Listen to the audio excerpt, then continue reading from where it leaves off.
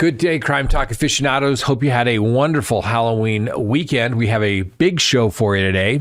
First, crucial evidence in the Bryan Kohberger case. That's right, pictures of the knife sheath, the evidence that brought him down. The Barry Morphew fan club appears to be growing. FBI, they assist in the search for the missing California girl, Melodee Buzzard. The Inmate embraces the firing squad over the snooze-inducing needles. A drug trafficking sting leads to the arrest of 14 Mississippi law enforcement officers. Talk about spitting on the badge. A teacher's crowdfunding cohabitation scheme ends up in an epic prison stretch. We got a man convicted of killing his wife for failing to terminate her pregnancy. A technique, I guess. A woman found chained up outside like an animal. I think we're getting close to human trafficking, don't you think? We've got this day in legal history, our quote of the day, and our dumb criminal. Let's talk about it. All right, lawyer. Good day, everyone. My name is Scott Reich, and this is Crime Talk. Thanks for joining us. You know the drill. Subscribe if you haven't. Like if you do. Leave me a comment below. Hit that little bell for notifications. And yes, go check us out at any of your favorite podcasting apps. Now, before we get to the docket, let me remind you to do a couple of things. First, go to crimetalksearch.com and sign up for that background subscription service today if you haven't already done so. When you do, you can do as many background searches on anyone here in the United States that you desire. You're going to get a report literally prepared while you wait, emailed to you, and you can even get updates. You're going to get emails, telephone numbers, home addresses. You're going to find out what their social media presence is. Are they married, divorced, liens, judgments, bankruptcies? Are they married? Do they have a criminal history? Are they on a sex offender registry? Everything you want to know. How do they do it? By searching thousands of public databases here in the United States. Listen, something's going to turn up and maybe nothing does at all, but at least you will know, give you some peace of mind. So go to crimetalksearch.com. Let me also remind you, go hit the link below and check out the merch. We told you kind of after CrimeCon, we had a big response. People wanted merch.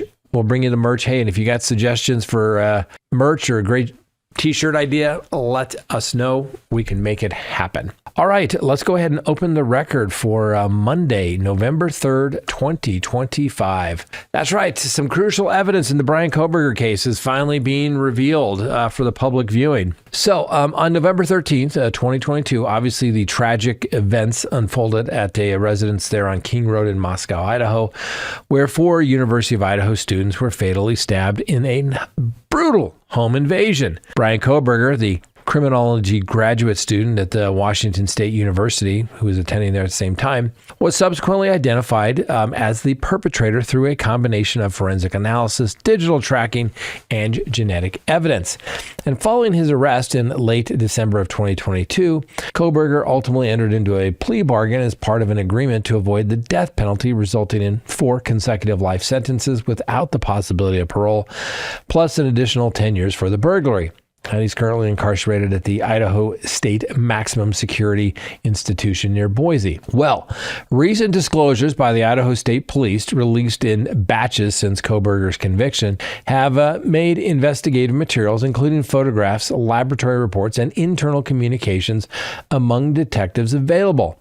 These documents, comprising of thousands of pages, focused on DNA, fingerprints, and other physical traces, offer a detailed examination of the evidence that solidified Kohberger's connection to the crime scene. That's right. This release aligns with the ongoing efforts by law enforcement and judicial authorities to maintain transparency while adhering to court orders that prohibit the dissemination of images depicting the victims. So central to the prosecution's case was the leather K-bar knife sheath discovered at the scene, specifically in the bed where Madison Mogen and Kaylee Gonzalez were found. This item, now publicly visible through released photographs, contained trace DNA that forensic experts linked directly to Kohberger through genetic genealogy. Now, investigators attempted to recover fingerprints from the sheath, but they were unsuccessful. And then they had to shift reliance to DNA profiling. Now, the genetic material was cross-referenced with samples obtained from Kohberger post-arrest, confirming a match. To further corroborate this link, police also examined discarded items from Kohberger's family home in Pennsylvania, including napkins, dental floss, straws, lollipop sticks, water bottles, and cotton swabs. And laboratory analysis indicated that the DNA from these items belonged to a close male relative, specifically the likely father of the individuals whose profile appeared on the sheath. Now, the family connection was instrumental in narrowing the suspect's pool during the earliest stages of the investigation. Additional evidence submitted to the Idaho State Crime Lab encompassed bloodstained materials, fingerprint, nail clippings collected during the victims' autopsies, and even cigarette butts found outside the residence. These were scrutinized for potential leads, though many details in the DNA mapping report remain heavily redacted to protect sensitive methodologies. And as you can see from the photos, ladies and gentlemen, just like, unlike Bryan Kohberger, I guess I should say, yes, I still have mine that I've had since 1988. Bryan Kohberger purchased his earlier in 2022 and lost it. What's the first thing they teach you about being a Marine? Well, you keep track of your gear because it could save your life someday. In this particular case, that's right. That little right there, DNA, that's what brought Bryan Kohberger down. He could have got away with it. Not wishing he had. No, we're not wishing that. But he could have got away with it if he hadn't left that knife sheath there. He failed. He lost his gear. All right. And take a look at the glove. Picture the gloves. I mean, this guy, it's like neoprene. Looks like he's going, I've seen that like on, fly fishing stuff, but that looks more like he's going to go scuba diving in the cold water. He clearly was meticulously thinking how he was going to do this and ultimately get away with it. Now, Kohberger's white Hyundai Elantra also came under intense scrutiny. Investigators removed and analyzed components such as the seats, floor mats, the gear shifts, and even the turn signal assembly in search of biological or trace evidence linking the vehicle to the scene. Now, while specific findings from these examinations are not fully detailed in the public release, they contributed to establishing Kohberger's presence in the vicinity during the time frame of the murders. Now, digital forensics played a complementary role with experts from Cellebrite, a specialized firm, recovering data from Kohberger's cell phone and laptop despite his attempts to erase records. Notable discoveries included searches related to serial killers, American Psycho style selfies, and inquiries about wiretaps and paranoid psychopaths in the hours leading up to his arrest. A significant void in his phone activity, where the device was powered off at full battery during the critical window of the attacks, served as incriminating evidence, highlighting deliberate efforts to obscure his movement. Analysts noted that in the absence of data, rather than exonerating him, it drew attention to the timeline and bolstered the case against him. Now, the release files include search warrants for the King Road property and accounts from the first responding officers who described the gruesome conditions encountered upon arrival. Initially, there was some confusion that arose in identifying the victims, with the officers mistakenly noting positions and identities, such as believing Kaylee Gonzalez was on the floor near Ethan Chapin before corrections were made. Descriptions highlighted severe facial trauma to one victim, rendering basic features unrecognizable, underscoring the brutality of the assault. Now, of the victims, only Zaina Kernodle had believed to have been awake at the time of the attack, while the others were sleeping and stabbed while they were asleep. Surviving roommate Dylan Mortensen provided additional context, though details remain limited in public disclosures thus far. And also, another aspect is Kohberger's academic pursuits and his prophetic critiques. So get this. So prior to the murders, Kohberger pursued his PhD and submitted research proposals that in hindsight appear eerily relevant. One proposal focuses on how small-town police handle digital investigations in which he argued that local police departments were undertrained, a claims his professors challenged in marginal notes, questioning whether it was an assumption or an established fact. Ironically, advanced digital forensics by private labs like Celebrite and Orthrum ultimately unraveled his concealment strategies. Another proposal explored burglars' risk-reward calculations involved planning interviews with incarcerated individuals. Concerns about Kohberger's behavior extended to his interactions with peers and faculty, and a professor at the Washington State University actually warned colleagues of potential risks, including stalking or inappropriate conduct towards these students.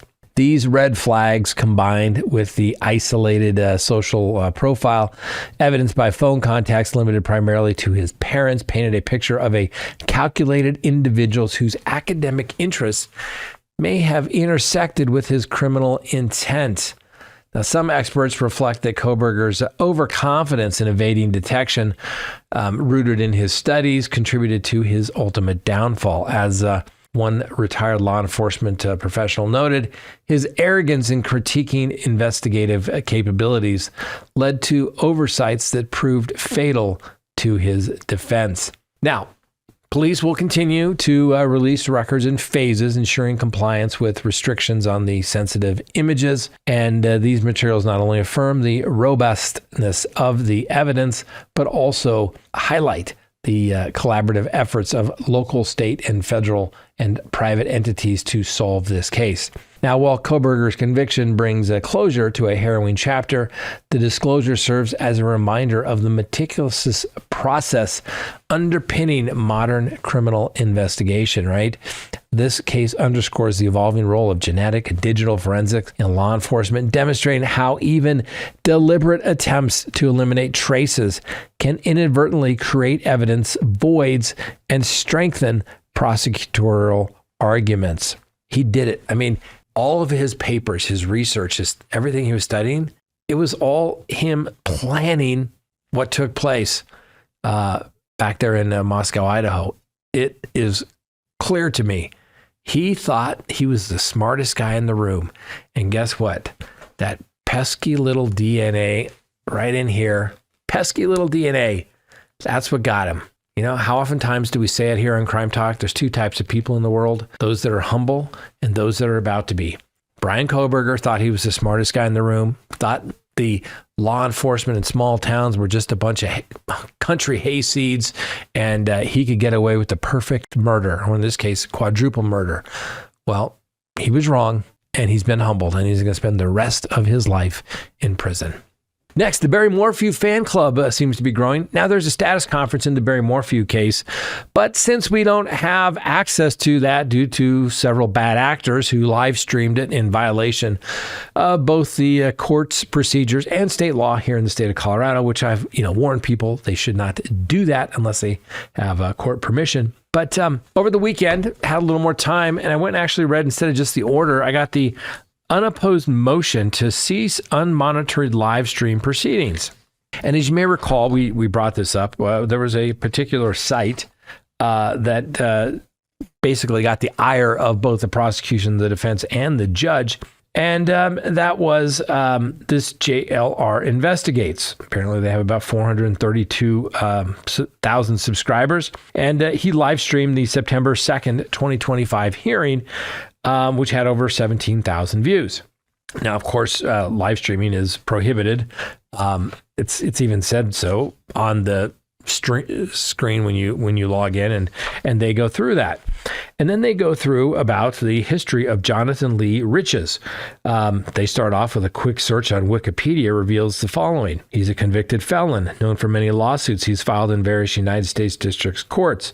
He was arrested for violating his federal probation in 2012 when he left the Eastern District of the state of Pennsylvania without permission. He drove to Connecticut and impersonated, wait for it, the uncle of Adam Lanza, the shooter in the Sandy Hook Elementary School shooting incident. They say that Mr. Rich's identity is corroborated by the logo he places in the corner of his videos. And then they went through of all the different cases that Mr. Richens has filed, they refer to as multiple vexatious filings by Mr.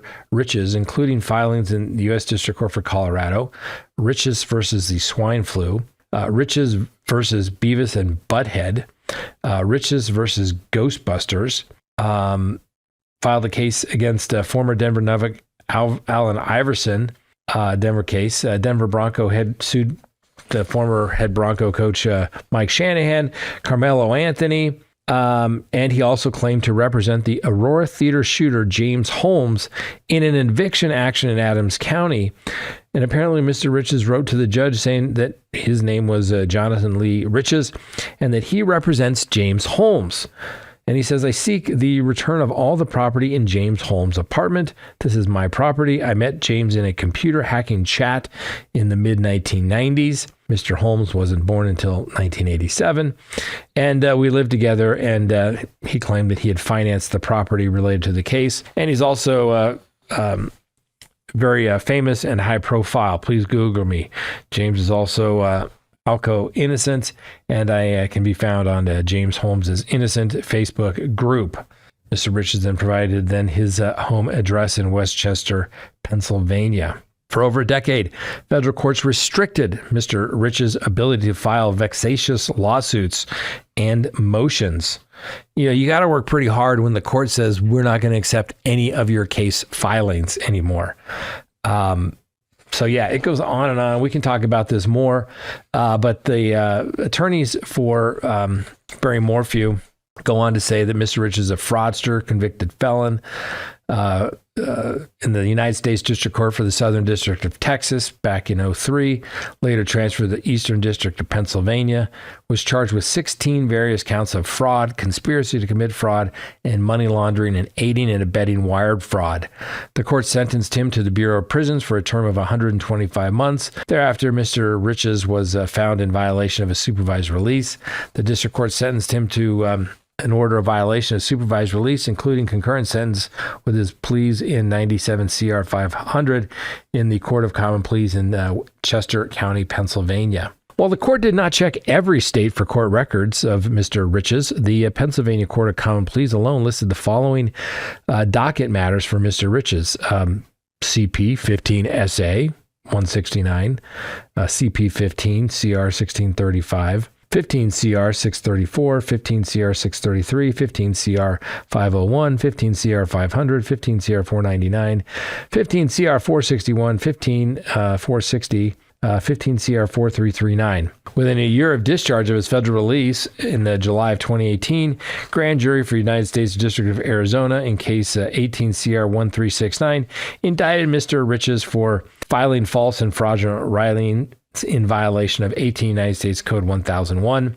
Mr. Riches, posing under the name Jared Lee Loughner, sued former Congresswoman Gabby Lee Giffords for $25 million. Little note, Jared Lee Loughner is an American mass murderer who pled guilty to 19 charges of murder and attempted murder in connection with the January 8th, 2011 Tucson shooting, in which he shot 13 people and severely injured U.S. Representative Gabby Giffords, killing 6 people, including Chief District Court Judge John Roll. Now, many years after being released from federal probation, Livestream permits people like Mr. Riches to commit contempt of court and rile up the public, treating the parties like the Morphew litigation as mere entertainment for him and his followers. And they go on and basically, basically says, hey, he ruined it along with a few others for everything, but they don't really go into him because they don't want to give any more notoriety. But yeah, we can talk about that a little bit more tomorrow when we go live. Anyway, back to Barry Morphew. So like I said, his fan club is growing. Supporters of Barry Morphew, the 58-year-old Colorado man charged with first-degree murder of his wife, Suzanne Morphew, successfully raised $300,000 to secure his release on bond following nearly 3 months in custody. Now, the effort enabled Morphew's transition to house arrest on September 19th of this year amid ongoing preparations for trial. Now, Morphew's re-arrest occurred on June 18th of this year after an autopsy confirmed that Suzanne's death as a homicide with evidence of intoxication from a wildlife tranquilizer known as BAM. Initially, the bond set at $3 million cash only. It was modified by the judge on September 2nd to allow cash surety or a property option, thereby requiring only 10% or $300,000 in liquid assets for release through the bail bondsman. Now, we did a live show about this when all this took place, and I guarantee you that bondsman's got $3 million in collateral in case this guy jumps bond.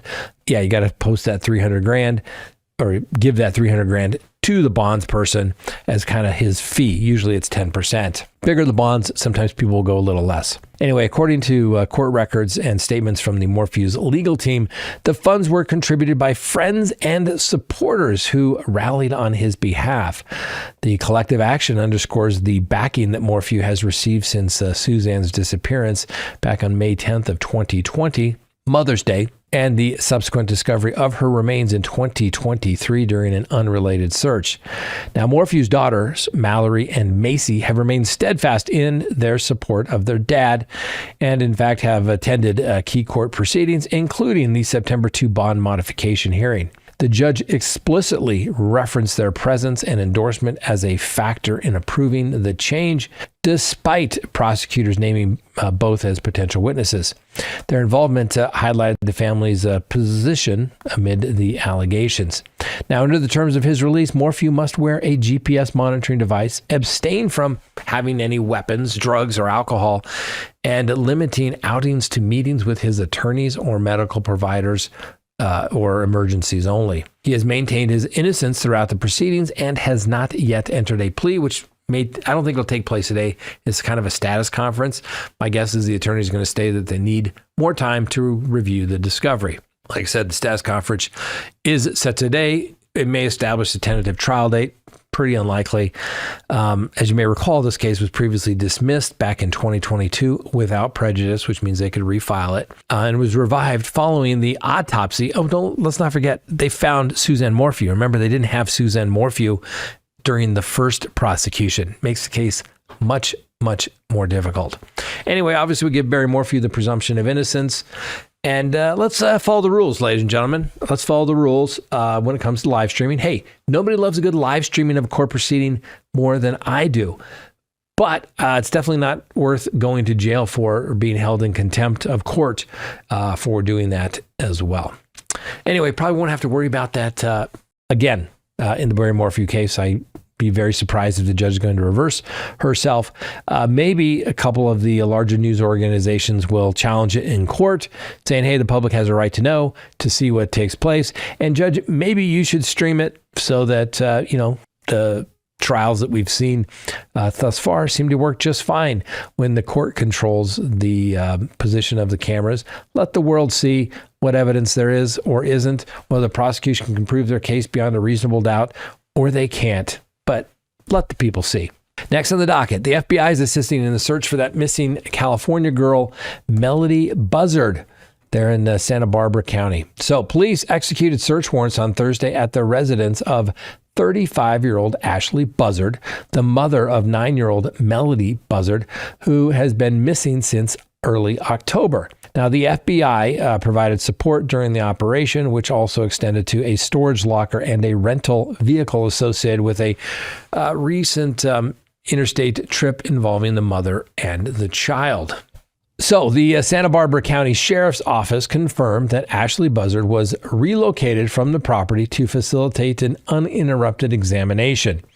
No arrests have occurred, and the matter is classified as an active missing persons inquiry. So Melodee's absence came to the attention back on October 14th following a report from a Lompoc Unified School District official regarding her extended non-attendance in an independent studies program. The deputies conducted a welfare check at the family's Lompoc home, where they interviewed Ashley Buzzard. According to the official statements, she offered no confirming details on the child's location. Investigators established that Melodee was last observed on October 7th at a car rental facility in Lompoc, and surveillance footage from that date depicts a girl matching her description wearing a hood and a dark wig, potentially altering her appearance. Well, Ashley Buzzard is reported to use wigs regularly, and police indicate that she has not cooperated with the investigation. The timeline under scrutiny spans from October 7th to October 10, during which Ashley Buzzard reportedly drove a white Chevy Malibu rental car from Lompoc to Nebraska, passing through Kansas on the return. The vehicle has since been relinquished, and police are examining the child's whereabouts during this particular time period. Now, the sheriff stated that the detectives are pursuing all available leads and requesting public assistance in locating Melodee. Lieutenant Chris Gottschall of the Criminal Investigation Division noted the value of federal collaboration in accessing specialized resources, and family members from the paternal side report no contact with Melodee for several years. Aunt Bridget Truitt indicated efforts to maintain connection were unsuccessful. Another aunt by the name of Elizabeth Meza mentioned limited communications from investigators and reliance on media updates for information. A sister, Karina Meza, described an encounter with Ashley Buzzard where questions about Melodee went unanswered, and with the mother citing impacts on her mental health. Now, video evidence shows Ashley Buzzard removing posters related to Melodee's disappearance near the home, and the relatives expressed no prior knowledge of ties to Nebraska or Kansas. So Colby Ryan, whose family experienced a similar case involving missing children, commented on the parallels, noting that the non-cooperation by a parent often signals investigative concerns. He underscored the importance of timely information in such matters, and the Federal Bureau of Investigation joined the efforts on October 18th after the initial home search on October 15th, yielding no evidence of Melodee. Community notices, including flyers, have been distributed in Vanderburg Village. Melodee Buzzard measures approximately 4 feet 6 inches in height, weighs approximately 60 pounds, and has brown hair and brown eyes. Police note that the available photographs are at least 2 years old, and her current appearance may have differed. Individuals with any relevance should contact the Santa Barbara County Sheriff's Office at 805-681-4150. These are tough cases, right? But they're not complex. Mom has child. Nobody's seen child. Mom won't tell you where child is. I wonder where this is going. Now, fortunately, I've never had a child that's gone missing. I've never made a child go missing either, which is good. But I could tell you if my child did go missing, and we're not talking after they're gone for days or weeks, we'd be talking about minutes. If I couldn't find my kid and didn't know where they were, the whole world would stop. That would be the center of my focus, and I would do everything. My time, my energy, any resources that I had into finding my kids. So when you don't care that your kid doesn't come home, obviously it kind of sends up a bunch of red flags. Now, doesn't it, ladies and gentlemen? We'll give Ms. Buzzard the presumption of innocence, which she's entitled to, because obviously the prosecution doesn't have enough to charge her with the disappearance of Melodee. So therefore, she is presumed innocent, and we must give that presumption unless and until a jury of her peers or she pleads guilty. So a jury of her peers, ultimately finds her guilty or not. But just a matter of time. Somebody will crack, somebody will break, and guess what? It'll ultimately take place. Next on the docket, bold choice in the Palmetto State. That's right, South Carolina, my adopted home state. All right? Yeah, we're not messing around with this wimpy stuff. We want some lead fluenza. All right? We want lead poisoning. You kind of got to admire this guy. He seems like a really bad dude, but I like his gusto. So in a decision that got a little more kick than a mule on espresso, a South Carolina death row resident has opted for the firing squad, thumbing his nose at the gentler path of pharmaceutical slumber and embracing what one might call a hearty dose of lead therapy. Please meet Stephen Bryant. This guy's 44 now, made his pick on Friday, setting the stage for his November 14 curtain call as the third fellow this year to go out with a bang, literally. Now, Bryan, convicted for a string of chilling slayings that rattled Sumter County back in 2004, isn't shying away from the dramatic. No, police recall how he allegedly scorched a victim's eyes with smoke post-shooting and scrawled a cheeky "Catch me if you can" in crimson on the wall. Prosecutors tied him to 2 more roadside ambushes where he reportedly turned Good Samaritan rides into fatal pit stops for the passengers. Now, this nod to the firing squad, where 3 sharpshooters take aim at a mere 15 feet, comes hot on the heels of gripes about the last such spectacle. Lawyers for the recently dispatched Michael Melodee argued that marksman played a game of close but no cigar with his ticker, potentially dragging out his final moments threefold before the experts predicted swift exit. Now, autopsy snaps raised eyebrows over just 2 points of entry despite a trio of trigger pulled and the witnesses noting some unsettling wounds absent from the inaugural volley that felled Brad Sigmund. Now, Melodee lingered for roughly 80 seconds before his last gasp. Corrections brass, however, stand firm. The drill went off without a hitch, and the goal is to hit the heart, not a demolition derby. They chalk up a single wound mystery to overlapping bullets from practice-honed pros. But experts consulted by Melodee's team weren't buying that, no, pointing out the hole lacked the ragged edges of a double tap. Well, South Carolina dusted off the firing squad during a lengthy execution hiatus sparked by a shortage of these elusive lethal cocktail ingredients. And since 1977, only a handful of U.S. inmates have faced the squad, all in Utah, with the latest being Ronnie Lee Gardner in 2010. Bryan send-off marks the 8th in the state's renewed run since September of 2024, though his peers uniformly picked the needles or the chair. Now, the 2004 spree that sealed Bryan's fate began with a ruse at Willard T.J. Teagan's remote digs, feigning vehicle woes before unleashing gunfire. Candles encircled the scene, and a cherished family potholder became a macabre brush for a boastful note. Victim, 4 in 2 weeks. Catch me if you can. Tejan's daughter, and after frantic, unanswered calls, heard a stranger's voice confess the dead on her 6th try. Flanking that horror, Bryant was linked to 2 other victims gunned down mid-relief on desolate byways. His legal team painted a portrait of a man haunted by childhood traumas, abuse at the hands of relatives, and spiraling into a meth-laced desperation, even lacing his reefer with insecticide in a bid for self-medication. Now, with Bryan's bold election, legal skirmishes are all but guaranteed in the fortnight ahead, as debates rage over whether this method delivers the dignified dispatch as promised.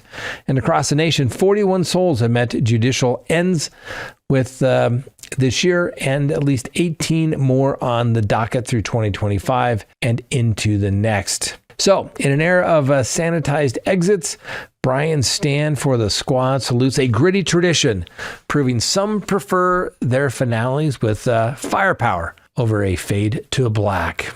Next on the docket, a little drug trafficking ring that brought down 14 law enforcement officers in Mississippi. Talk about spitting on the badge. So federal authorities have apprehended 14 current and former law enforcement personnel, along with 6 associates, in connection with a large-scale drug trafficking operation in the Mississippi Delta region. The arrests, executed by the FBI, highlighted allegations of systemic corruption involving bribes for facilitating illicit narcotics transport across multiple counties. The operation targeted individuals from various agencies, including prominent figures such as the Washington County Sheriff Milton Gaston, Humphrey County Sheriff Bruce Williams, and Sunflower County Chief Deputy Marvin Flowers. Now, FBI Deputy Director Andrew Bailey emphasized the breadth of the misconduct during a press conference briefing, stating this corruption infiltrated various levels of jurisdictions.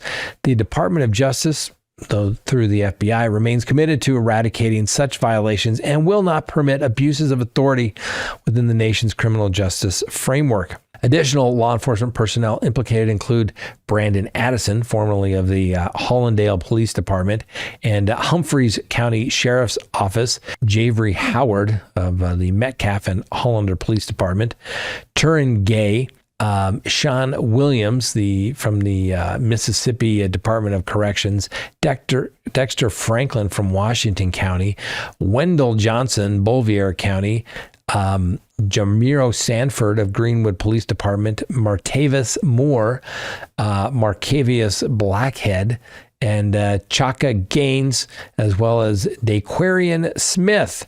Let's not forget Marcus Nolan, Mississippi Department of Corrections. Now, the non-law enforcement co-conspirators named in the charges are Asan Roach, Jeffrey Salas, Torio Chaz Weiserman, Pierre Lakes, and Derek Wallace. The acting U.S. Attorney, Clay Joyner, described the probe as originating from tips provided by individuals involved in narcotics distribution, which prompted an undercover initiative. The effort collectively dismantled the network through strategic interventions, Joyner noted, characterizing it as a targeted entrapment to secure evidence. Now, court documents in the U.S. District Court reveal that the investigation commenced back in March of 2023 and ended in October of 2024, and undercover agents posed as representatives of a Mexican drug organization aiming to move controlled substances along Highway 61 toward Memphis. The indicted parties allegedly offered protection escorts for these shipments on several dates from March of 2023 through July of 2024. Similar protections were reportedly extended for the conveyance of financial gains from drug sales in October of 2023 through July of 2024. Records further indicate multiple meetings in Miami, Florida, where defendants including Addison, Howard, Franklin, Nolan, Roach, Lakes, and Wallace convened with undercover cops. These gatherings occurred back in April of 2023, September of 2024, allegedly solidified agreements for ongoing involvement in the trafficking scheme. In return for their assistance, the individuals received substantial monetary payments, with amounts documented as follows. Let's see. These people spit on their badge, sold out their community, allegedly, and wait for the dollar amounts. Addison, $37,500. Howard, $31,000. Gaston, $20,000. Grayson, $19,500. $18,000 for Franklin. Sean Williams, $14,000. Johnson, $12,000. And one guy, Mr. Lakes, a mere paltry $1,500. He gave up his career, his community, his police organization, and his soul for $1,500. Amber Holmes, well, $1,000, but that case has been dismissed. Anyway, in response to the developments, the Mississippi Department of Public Safety Commissioner Sean Tyndall and the Mississippi Department of Corrections Commissioner Burl Cain issued a joint declaration confirming the suspension or termination of Moore, Sean, Williams, Nolan, and Bankhead, stating, quote, "Our agencies unequivocally reject actions that undermine public confidence, especially from those sworn to uphold it." Billy Seal, chief of the Long Beach Police Department and president of the Mississippi Association of Chiefs of Police, addressed the broader implications in a statement saying, quote, "These arrests represent a grave setback and profound disappointment. Misuse of power undermines the integrity of our profession and the faith communities invest in us. However, the actions of a minority do not reflect the dedication of the majority. Countless officers across the state serve with unwavering honor and commitment, and we advocate for rigorous accountability while supporting those who fulfill their duties ethically." The case underscores, a lot of efforts by federal police to fight corruption, and further proceedings are anticipated in the coming months. That's right. I represented a cop once that was smuggling stuff into the jail. And of course, we asked for probation because, Judge, who's going to be in solitary confinement if you send him to prison. And the judge, a former prosecutor, said, looked at my client and said, "You had a badge and you spit on it."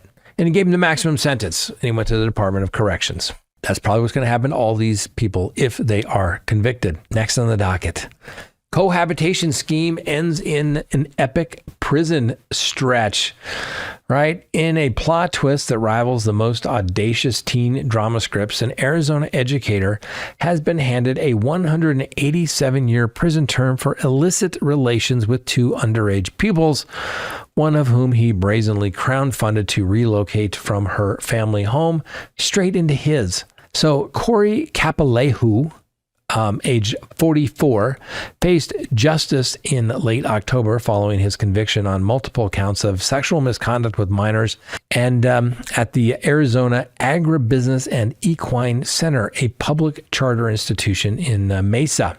The victims, aged 14 and 17 at the onset of the encounters, endured assaults in an array of unlikely venues, school grounds, hotel rooms, his personal residence, and even nearby parking structures, as detailed by the Maricopa County Attorney's Office.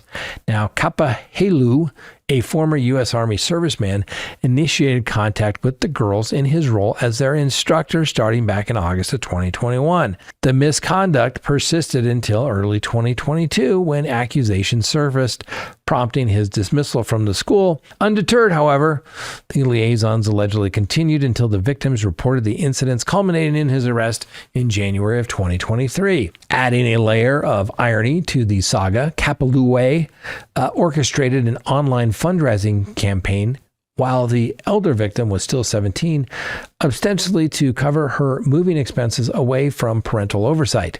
The pair cohabitated once she reached the age of 18, a move that in hindsight accelerated his downfall rather than a happily ever after. Prosecutors secured convictions on 17 charges encompassing child sexual abuse and rape. And the district attorney commented on the victim's bravery in a statement, saying that this individual exploited his authority as an educator to manipulate these students and betray their confidence. I applaud their fortitude in stepping forward, ensuring he can no longer prey on any young lives. End quote. Obviously, kind of underscores the perils of some blurred boundaries in some educational settings, transforming what might have been a routine teaching career into a cautionary tale of monumental misjudgment. With nearly 2 centuries of incarceration ahead, Kapahuluela's lesson plan has shifted dramatically from classrooms to cell blocks. And what can you do? How many times? I don't know. I just don't get it. You know how many times I think I ever met a teacher outside of a school setting, whether, anything other than school related activities? Zero, ladies and gentlemen. And that's the way it should be. You're a teacher. They're a student. You're not friends. You're there to teach them, read, write, arithmetic, not to do inappropriate things with them. Next on the docket, a man was convicted of killing his wife. Why? Because she failed to terminate a pregnancy.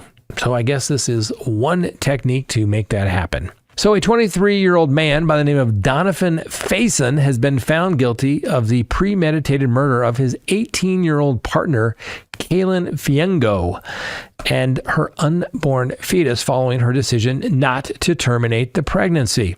The conviction includes charges of first-degree murder, the unlawful killing of an unborn child, and burglary, with the potential imposition of a capital punishment. Now, this case took place in Seminole County, Florida. The incident occurred back in November of 2022 when Fiengo was fatally shot. Prosecutors reported that Fiengo informed Faison of her pregnancy by sharing images of positive test results, to which he responded by questioning their authenticity and insisting on an abortion via text messages. Evidence presented indicate that Faison was distressed due to his cohabitation with yet another woman who had some suspicions of some infidelity. Turns out her suspicions were correct. She should have gone to crimetalksearch.com. Anyway, in a message cited by the prosecution, Faison stated his intent to permanently eliminate Fiengo. Subsequently, he arranged a meeting with her at the Coastline Park, where he allegedly executed her with a gunshot wound to the head, abandoning her body and the fetus in the vehicle that brought her there. Police at the scene recovered a spent bullet casing and an ultrasound photograph in proximity to the victim. Faison was apprehended approximately 10 months after the event and formally accused of the homicide. During the trial, the jury recommended a death penalty by an 11-1 vote. Prosecutor emphasized the crime's deliberate, methodical nature, describing it as the execution-style act that warranted serious consideration. What can you do? Anyway, a judge will decide Faison's sentence on December 5th. Just don't get it. So the guy, Faison, had a side chick who he got pregnant. Instead of just breaking it off or taking responsibility for it, let's kill mother and unborn child. Wow. The thinking of some of these people, ladies and gentlemen, just makes you go, Now, this is really getting close to human trafficking, don't you think? Police in Austin, Texas have apprehended 5 individuals following the discovery of a woman who was restrained and injured at a residence in the southeastern part of the city. Now, this incident occurred at the 1700 block of Bitter Creek Drive, where law enforcement responded for welfare check concern. So as things go down, last Thursday, officers arrived at the scene around 9 a.m. after receiving reports of a woman in distress appearing to be confined and seeking assistance. When the police arrived, they encountered the victim outside the property, secured by handcuffs to a piece of fitness apparatus with evident physical trauma indicative of some prolonged detention. According to the police, the woman had been subjected to extended confinement and physical harm by several adults residing in the home.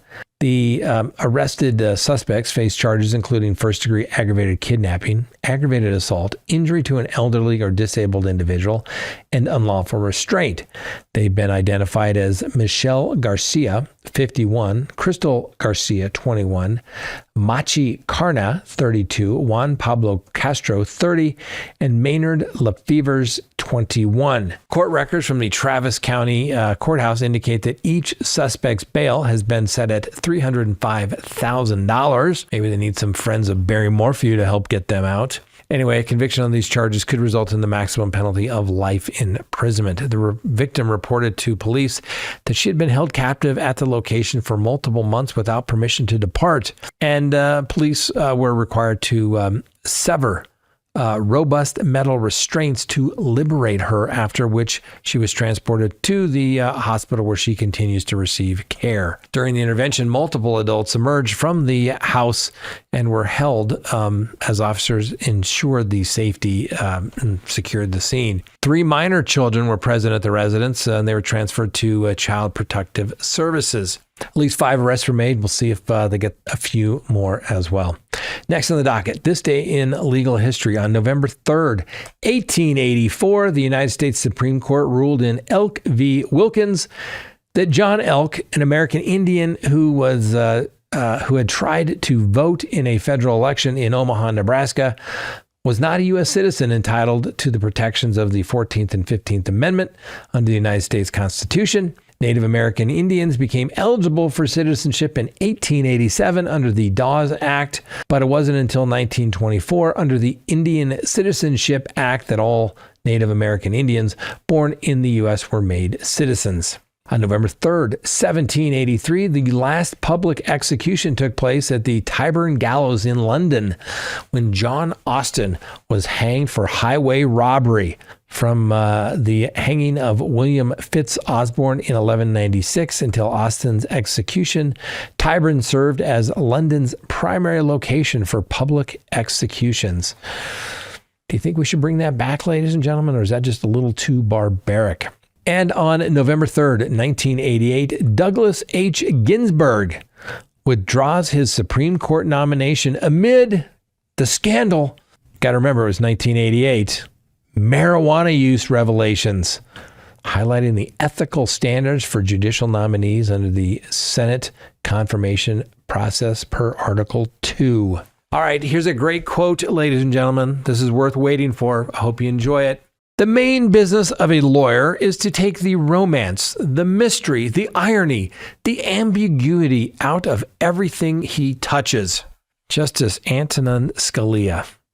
Great quote, is it not? And finally, our dumb criminal of the day.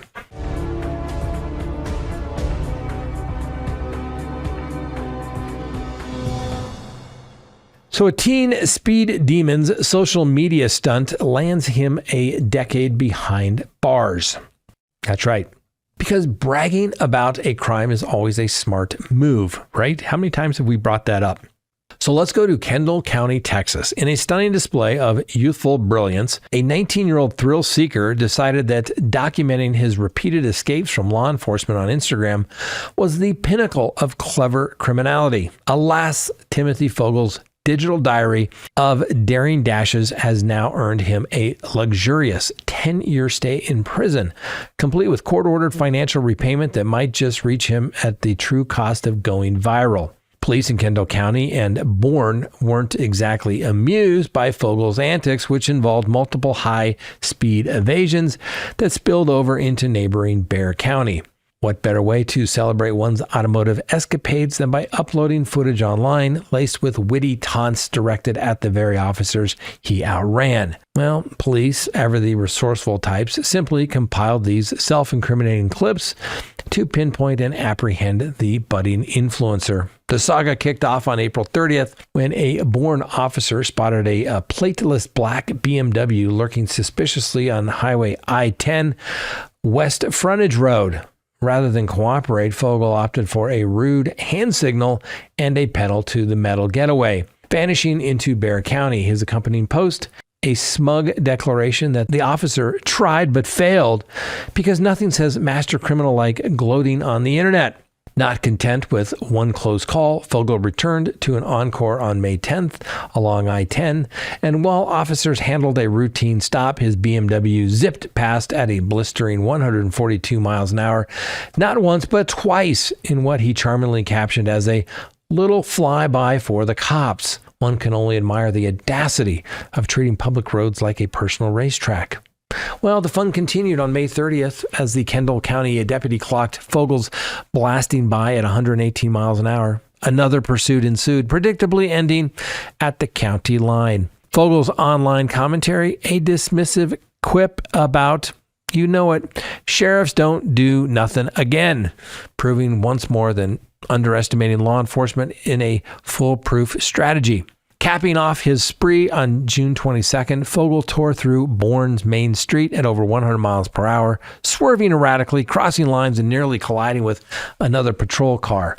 Such impeccable driving skills, once may sarcastically note, are surely the mark of a future NASCAR legend, are they not? Thanks to Fogel's generous habits of sharing his exploit, detectives pieced together the puzzle and hauled him in. He later admitted guilt to 2 charges of fleeing arrest and 1 of reckless operation.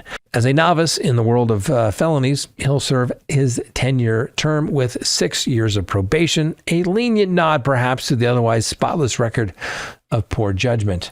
To add a little insult to injury, a little self-inflicted injury that is, Fogel is required to pen a heartfelt apology letter to the officers whose lives he jeopardized and reimburse his parents for every penny of his legal expenses.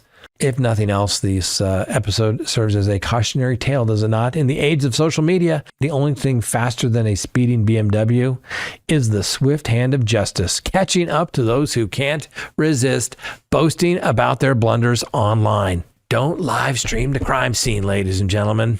All right. I told you I had a big show. It was a big show. I hope you enjoyed it. Thanks for watching. We'll see you tomorrow. And remember, the Constitution matters.